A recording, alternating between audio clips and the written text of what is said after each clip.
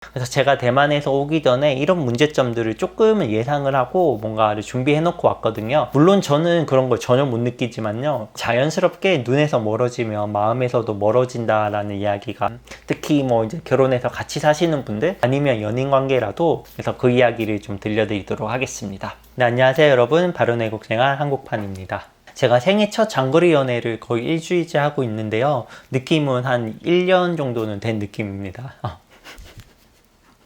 얼마 전에 라이브에서 제가 한국 와서 얼굴이 폈다고 좀 오해하시는 분들이 있는데요, 그런 건 아니고 제가 장거리 연애 때문에 정말 힘든 나날을 보내고 있습니다. 그래서 오늘은 제가 하고 있는 장거리 연애 이야기를 조금 해보려고 하는데요, 뭐 나랑은 전혀 관계없는 이야기다 라고 생각하시는 분들 있을 텐데 나가시지 마시고요, 오늘 영상 끝까지 지켜보시면 제가 왜 오늘 이 토픽을 가지고 이야기를 하는지 아실 수 있을 것 같아요. 영상 다 보고 나면 후회하는 일 정말 없으실 겁니다.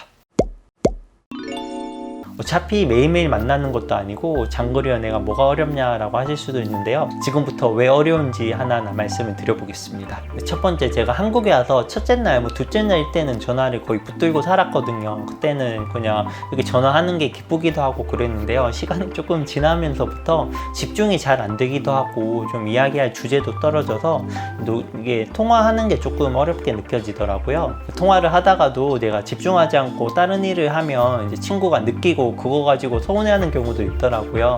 그래서 이렇게 장거리 연애가 통화로 이렇게 오래 이어지긴 조금 어렵다고 생각이 들었고요. 두 번째로는 이렇게 가까이 있으면서 같이 만나고 하면, 만나서 같이 이야기를 하진 않더라도 같이 있고 같이 보고 먹고 이런 게 모두 이제 공감대를 형성하는 것들이잖아요. 장거리 연애가 되면 같이 할 수 있는 일이 줄어들면서 공감대가 떨어지고 자연스럽게 눈에서 멀어지면 마음에서도 멀어진다라는 이야기가 좀 이런 걸 두고 하는 이야기 같아요.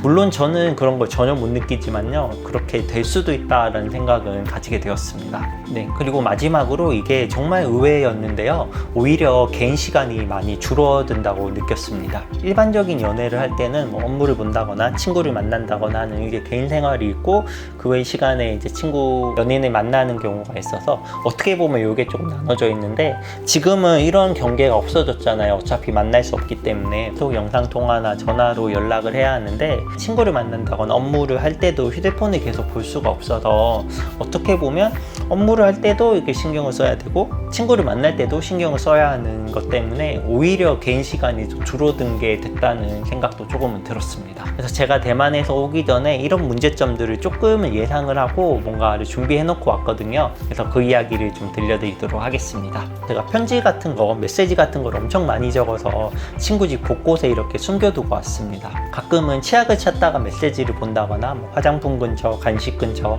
생활하면서 많이 찾는 빈도가 있고 좀 덜 찾는 빈도가 있잖아요. 그런 것들을 조금 나눠서 이제 많은 메시지들을 친구 있는 쪽에 남겨두고 왔거든요. 선물을 못 놔두고 왔지만 전화나 영상통화가 아니더라도 자기 혼자 생활하면서도 가끔씩은 제 메시지를 볼 수 있도록 이렇게 준비를 해놨어요.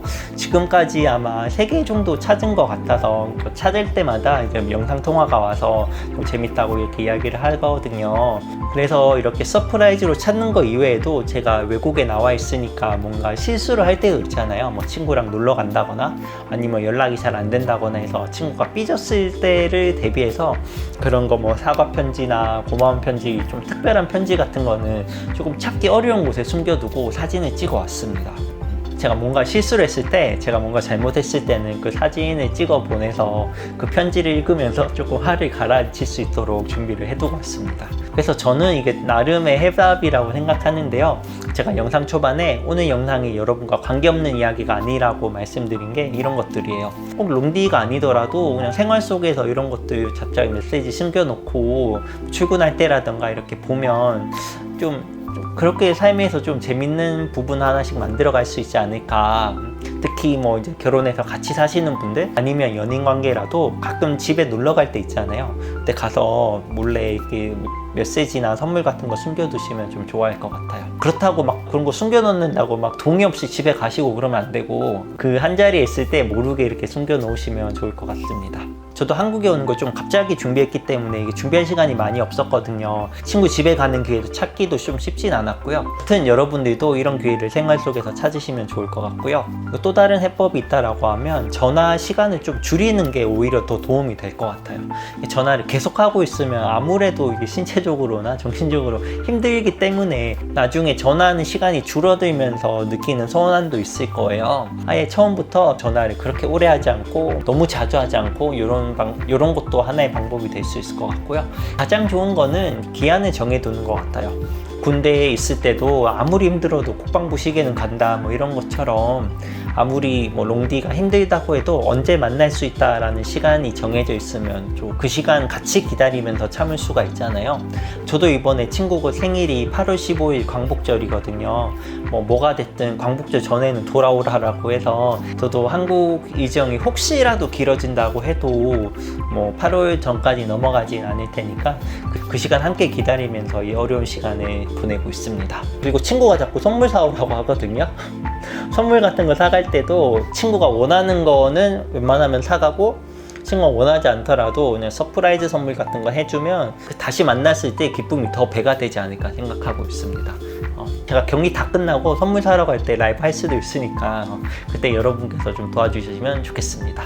오늘 영상도 좀 재밌게 봐주셨으면 좋겠고요. 여러분들도 생활 속에서 작은 행복들 찾는 시간 되셨으면 좋겠습니다. 네, 지금까지 약 일주일간 롱디 커플을 하고 있는 사람의 경험을 말씀을 드려본데요.